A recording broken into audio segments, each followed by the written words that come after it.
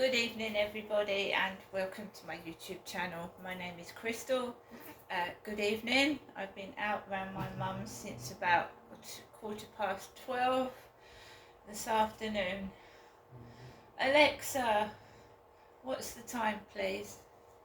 It's 6:13 p.m. So it's nearly 6:15 in the evening. I've just come, I came back from my mum's about, must have been about 4:45 I got here, something like that. I came back in an ABC taxi, or Star taxis they're called as well. So I came back home in a taxi. I can't drive. So I said to my mum this morning that I'd go round and see her, and I did. A taxi turned up just after 12:15, and the post lady, Hazel, was delivering to the flats before I went out, and I got this in the mail. I did. I'm Crystal. So I got this t-shirt. There's a tiny little Spider-Man character there. So I got this t-shirt from the Monthly Tea Club.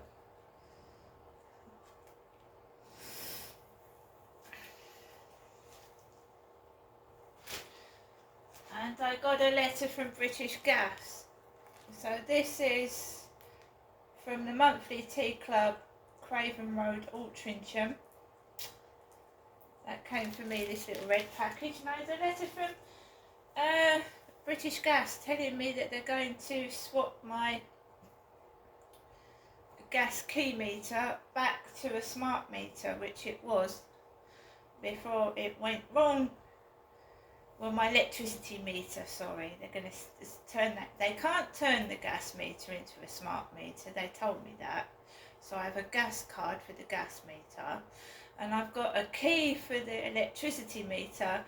So British Gas is coming out to turn my electricity meter from a key meter into a smart meter. So it was a pay-as-you-go one. So I had a smart meter, and it got something went wrong with it. It started playing up, so someone came out to fix it. They couldn't fix it, so they gave me a key meter instead, and now they're going to change it back to a smart meter, hopefully, if they can. So I grabbed my post out of the mailbox, and the taxi was waiting right outside my block of flats. A very nice Cockney Asian man. And he talked all the way up to my mum's. So I didn't do any videos of myself in the taxi, because he talked to me all the way up to my mum's.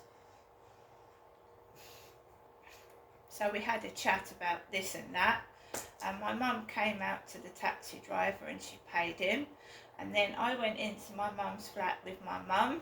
The table was bare apart from a pink pen, a pink neon pen, and it said Smooth on it. Smooth. And I think it's my pen, but I'm not sure, but I've got the pen anyway. I don't know where I actually, yeah, here it is. This isn't the pen that was on the table. That was all that was on the table.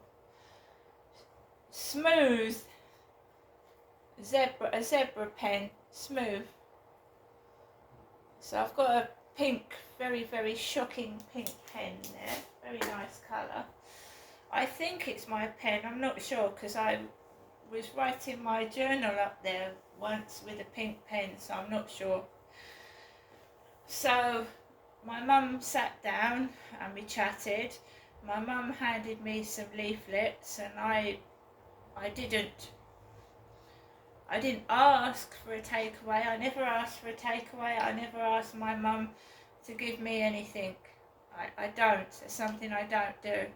So my mum got some leaflets and she handed me them, and I ordered from Super Pizza, and I got some spaghetti. My mum ordered it for me. Got spaghetti bolognese, strawberry cheesecake, a prawn cocktail, which has got prawn cocktail salad.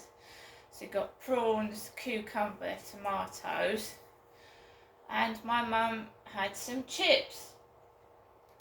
My mum showed me some really beautiful flowers from Morrison's that my mum had asked Charlotte to get from Morrison's supermarket, and they were the most beautiful flowers I'd seen. Really, really nice, vibrant pink. I thought they were lilies, but my mum said they weren't. They were gorgeous flowers. But my mum had given money to Charlotte to get them. So I just said, very nice tasting flowers. They're really, really pretty. They're very gorgeous flowers. Brightened up my mum's flat. My mum looked well, and she seemed to be in a better frame of mind than she had been. However, I still felt the underlying, like, trying to cause an argument was in process, and I wasn't having any of it. But I wasn't cross or anything like that, but I wasn't having any of it because I'm not a nasty person. I'm just not, and I don't like arguments. I don't like them. So my mum started to create something out of nothing, and I just wanted to stay out of it, right? So my mum handed me an envelope, and it had my writing on it, and obviously my mum had given me the envelope quite a few times because I'd written at the top, written at the bottom, and written over the page of this envelope.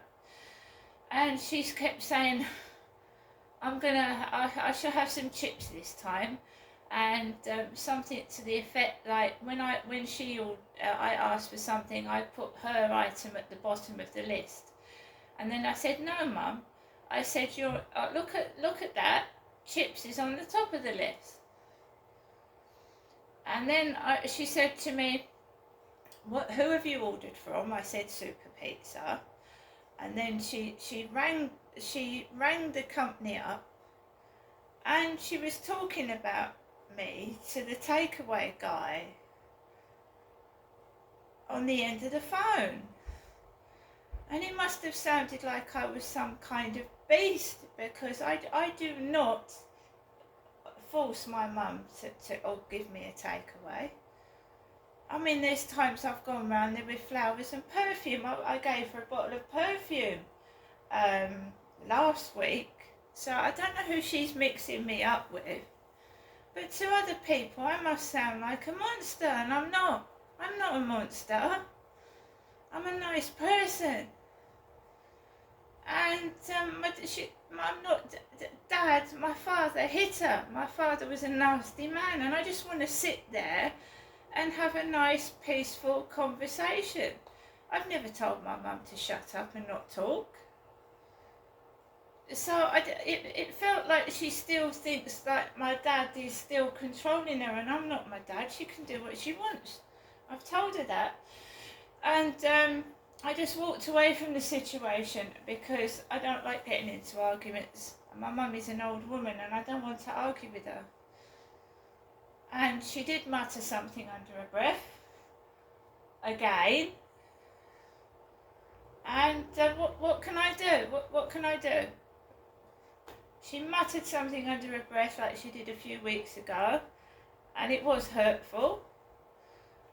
But I don't want to argue. I just need to prove what's been done to show you that it's not me, and it isn't me. People say things to provoke me, including my mother, which is hurtful. So I had to go outside a couple of times and calm down. Because when someone mutters under their breath something, it's hurtful. Nobody likes that. But you take into consideration that my mum has an illness and her age, and then you have to step back a bit and understand that. And it's hard when you've got problems yourself. So my mum told me that her light bulb had blown, and I've got the same problem, which is uncanny because my light bulb is blown in the hallway. And I've got a stand on a chair, Charlotte is taller than me, and she can change a light bulb just standing up her hand and undo it. I am tiny, so I have to stand on a chair, and you can fall off of a chair. So I will change my light bulb in the hallway when I get off this video. I'll stand on the chair and I'll see what bulb I need to replace it with. But my bulb blew a few days ago in the hallway. So my mum's bulb is blown in the living room area. And apparently she got her next door neighbour to get her a bulb, and the next door neighbour has got her a screw-in bulb, and it's a bayonet fitting. A bayonet fitting, not a screw bulb. So I said to my mum, I said, well, give the bulb back to Sue. Don't use it, don't mess around with it. Give it back to Sue and maybe she can get it refunded for you and get you a bayonet bulb. And I said, in the meantime, do you want me to get you a bulb? And she said no. Again she said no. She doesn't want me to get her a bulb. And she hasn't been to the doctors. She's going to leave it till after the vote, she said, tomorrow, the vote. So I can't do anything. And the place looks clean and she's eating. She's a healthy size and weight. I can't do anything to help her. She refuses my help. I can't do anything. And if I interfere, she'll start shouting and it stresses me out, and I don't want to have an argument. I'll get accused, I told you not to buy that, and I don't want to get involved.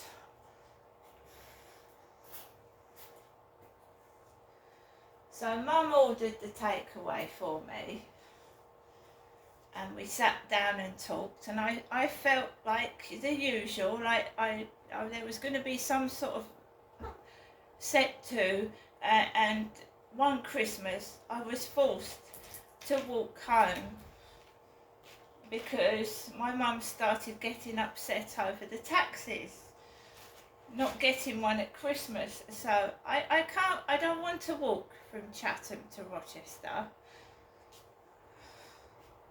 I can't drive, so I bore it out. I put up with what was going on, and one of her neighbours was banging. So I mean, somebody has broken my mother's stall. Now the light bulb is gone, and someone broke something outside my mother's washing line, and it's not me. And so my mum opened the front door and she went, "Oh, Sue, did you knock on my door? Did you knock on my door, Sue?" And then she went out the back, and I think it was Barry, mending something or banging something. I was just sat down, quiet on the chair.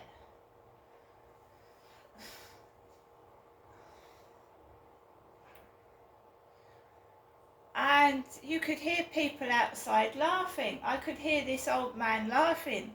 I was talking about things that were upsetting, and you could hear this old guy laughing at the back of my mum's flat, laughing his head off. And I know it probably wasn't at me, but I was talking about something that was quite upsetting and personal. And I went out the back just to have a breather, and this guy was laughing his head off.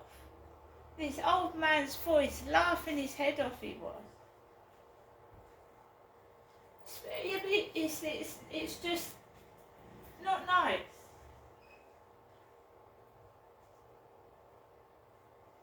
It's not nice, is it?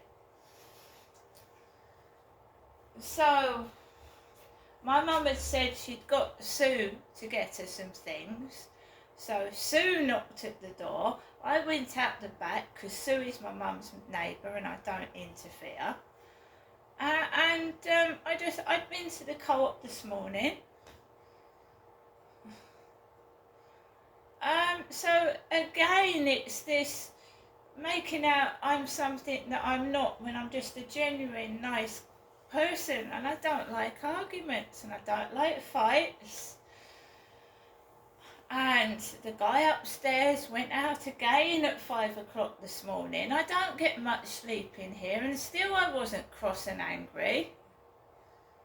It's a nice taxi ride up there. I had a great long chat with the Asian taxi driver. My mum was talking about her mental health nurse, Ben, again.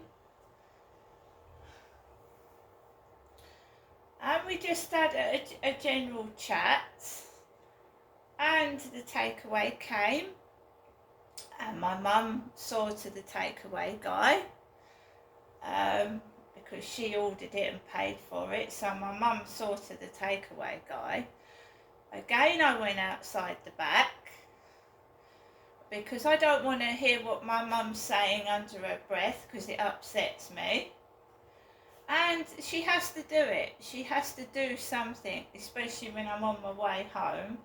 The takeaway came. It was very, very nice. The spaghetti bolognese was hot, and the chicken burger was delicious, so nothing wrong with the takeaway at all. My mum ate her chips, but I don't know, she's treating me just how she treated my father Derek, and it's upsetting. And Sue bought my mum a bottle of fairy liquid because I saw it, fairy liquid.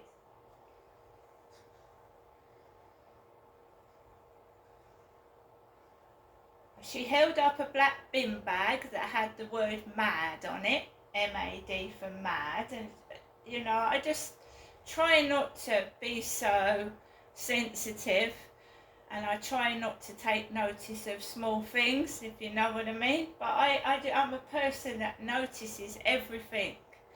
I'd be very handy. If somebody needed like a photographic memory, I would be really, really handy and helpful because I remember everything and I see everything as well. Do you know what I mean? So I was chatting on and off to Sean, the guy I was speaking to on the internet while I was round there, and that calmed me down as well. It did, because sometimes I get cross. It hurts. What my mum says can really, really hurt. It's hurtful. She might not mean to do it, but it bloody hurts. So she doesn't want me to get her a light bulb. She doesn't want any help yet. She's going to wait till the results of the vote, because she thinks that's something to do with the vote. You know, changing over whoever wins the election. So around 4:15, I said to my mum I wanted to go home, and my mum's helped me out a lot. I can't complain. She's helped me out a lot, but I don't demand things, and I don't. It's just when my mum opened the door, and she shouted out, "There's nothing else in there for you." And I'm a little kid, and she spoke to my dad like that. There's nothing in there for you. There's nothing else. And I don't take anything off my mum unless she gives it to me.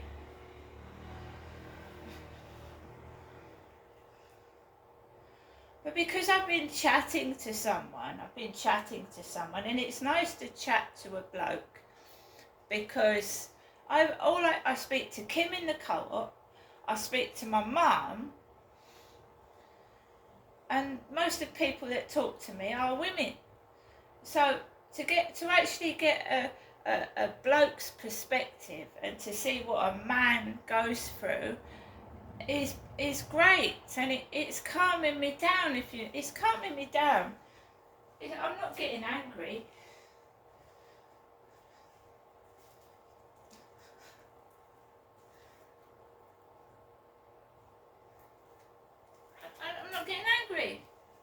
the guy upstairs came in later than me in his Ford Mondeo. Later. And remember that Sean did have a Ford Mondeo. Sean did. I don't drive, I don't have a car.